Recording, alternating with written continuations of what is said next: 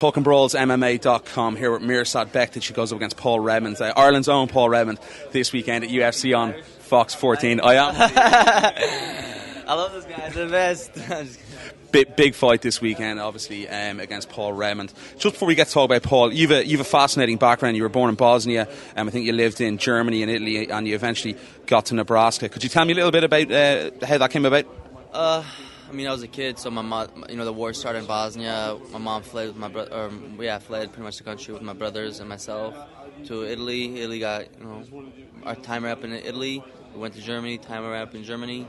My mom didn't want to go back to Bosnia and came to Nebraska. Brilliant.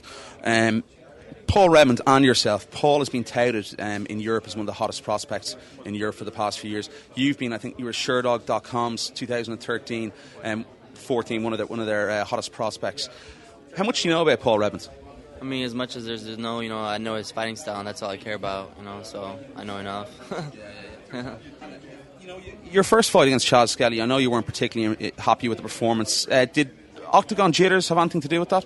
No, I was happy with the performance. Maybe right after the fight, I was skeptical. But I watched the fight plenty of times, and I'm very happy with my performance.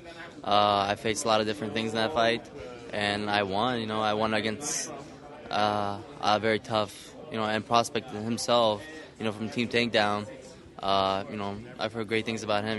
He's sparring with Hendricks, so 11-0 guy. Beat Daniel Pineda twice. So he's a very tough guy, and I beat their prospect, and so I feel very confident about that fight. And you've been an ATT since day one, since you lived in Nebraska. I think the first place you went down, and you say there, and I believe you were in the octagon on your first day with Mike Brown.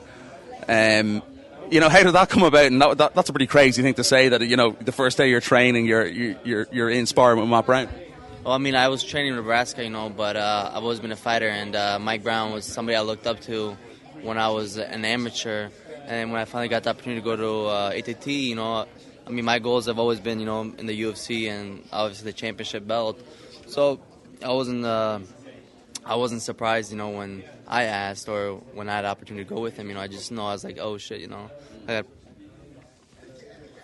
lights are on. I got to prove myself. And that's it was there, just like at his ear, And do you feel any pressure? People are talking about you as being a potential, champion in the future. Does that put extra weight on your shoulders?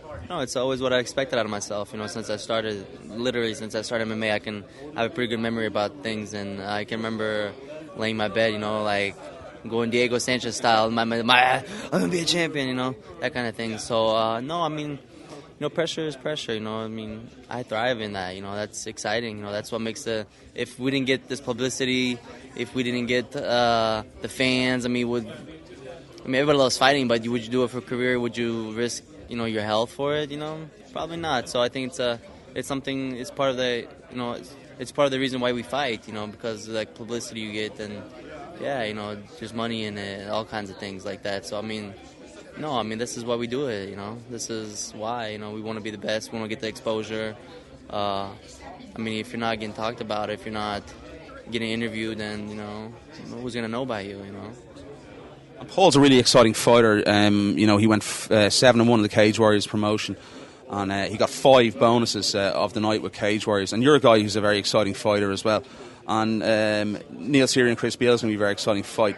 And I think possibly next on that is yourself and Paul, because Paul's good everywhere. He brings it. He looks for submissions, toe holds, arm bars, and you're a guy who's good everywhere as well. So a potential fight of the night, are we looking at? Hopefully a knockout night, but any bonus would be a good bonus. So yeah, I'm excited. And looking behind me here, it's obviously it's an amazing arena. We're looking out there. It's unbelievable. It's just like, if I'm looking at it now, it's the arena's getting set up, and it's like, oh shit, I'm excited about it. Tell me what are the emotions like being on a card like this, the second biggest card of all time in UFC history, attendance-wise? Is there a little bit added than usual? Just more excitement. A lot more excitement. It's second biggest. It's 30,000 people. Great main event. Great. Just a great card in general. It's just exciting fighters. The potential of bonuses, who's going to get them. It's just an exciting card, and just the fans. This whole experience has been amazing. So it's just exciting, you know. It's not something you want to experience it, and that's exactly what I'm doing. So what kind of fight are you going to expect on Saturday night? Give me your prediction. Of my fight? Yeah. Oh, I'm gonna win. Method? Huh?